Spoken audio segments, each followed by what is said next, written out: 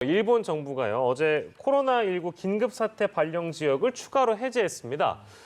도쿄를 비롯한 나머지 지역의 추가 해제 여부도 곧 정해질 예정입니다. 네, 오늘 일본 게이센 여학원대 이영채 교수 전화로 연결해서 현지 코로나19 상황 그리고 최근의 이슈들까지 함께 살펴보도록 하겠습니다.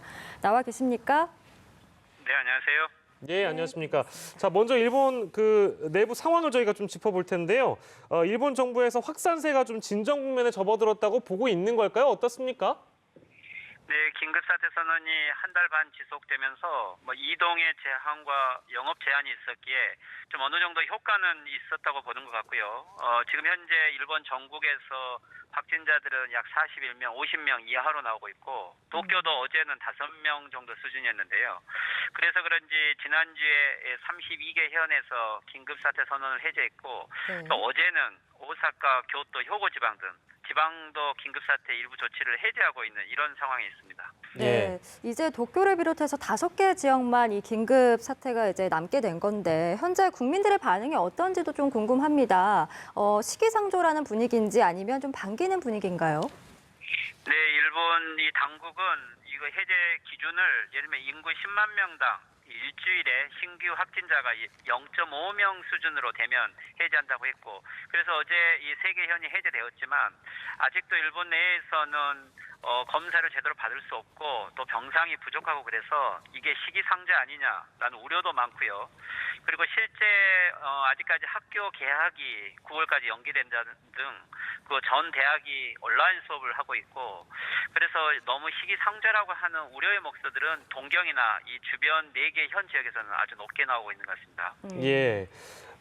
시국이 어려울 때 아베 총리 본인 혹은 아베 총리의 부인, 아베 총리와 가까운 사람들이 행동을 잘못해가지고 일본 내부에서 문제가 됐던 적이 참 많은데, 지적을 받은 적이 많은데, 이번에는 아베 총리와 가까운 것으로 알려진 검찰 간부가 이 긴급사태 기간에 마작을 했다. 근데 기자와 내기 마작을 했다고 해서 이게 좀 논란이 되고 있다면서요?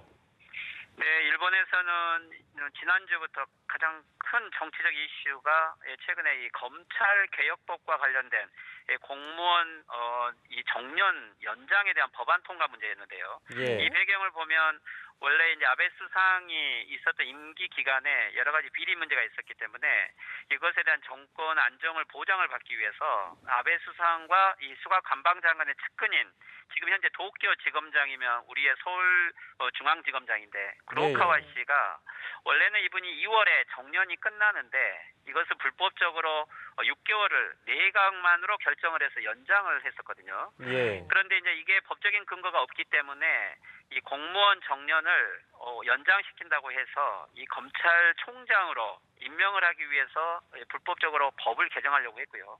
여기에 야당과 시민들이 지난 일주일간 강력하게 반대를 해서 일단 표결 처리가 유보되는 듯 했는데 이 당사자인 차기 검찰총장이라 하는 구로카와 씨가 이번 긴급사태 선언 기간 중에 5월 초와 중순에 이 내기 마작을 했다는 기사가 이틀 전에 나왔고, 결국 이게 너무나 큰 충격이어서 어제 바로 사임을 제출했는데 이것은 단지 사임으로 끝날 것 같지 않고요. 예. 도박죄라든지 또는 공무원 윤리법 위반까지 있어서 예. 이것은 정권에게도 큰 타격이 되는 것 같습니다. 예. 네, 말씀해주신 것처럼 아베 총리 역시도 자신의 책임이 있다라고 좀 언급을 했는데 정치적 치명상을 피할 수는 없을 것 같습니다. 좀 현지 일본 내 분위기는 어떤가요? 네, 실제 이번 코로나19 대응 실패를 했고 코로나 대응하기도 어려운데 여기에서 정권 연장을 위한 이 검찰총장을 임명하려고 하는 모습에 국민들이 많이 분노했었는데요. 결국 이렇게 마작 스캔들로 사임을 하게 된 것은 인사권자인 아베 수상의 책임이라는 것을 모두가 주장을 하고 있고, 그래서 아베 수상도 사임해야 한다라는 이 정계 주장도 있긴 있는데요. 물론 이것은 아베 수상의 지금 리더십이 타격을 받고 있고 레임덕이 가속화되어 갈 것은 사실이고, 또 관료들도 이 아베 측보다는 이제는 아베 정권이 저물어가기 때문에 다른 정권을 찾는 현상이 된다면 아마 식물 정권이 될 수밖에 없는 것 같은데, 아베 정권은 하지만 여기서 내려오면 결국은 사법 처리 대상이 될 수도 있기 때문에 예. 아베 수상도 나름대로 정치적 모색을 해야 되지만 혼란한 정국이 지속될 것 같습니다. 예, 혹시나 나중에 이제 이런 여러 가지 비리건과 관련해서 검찰 수사를 받게 될 가능성도 있기 때문에 그래서 검찰총장에 앉히려고 구로카와 고검장을 뭔가 이 건에 굉장히 오래 집착한 배경도 되겠네요. 그렇다면. 그렇죠.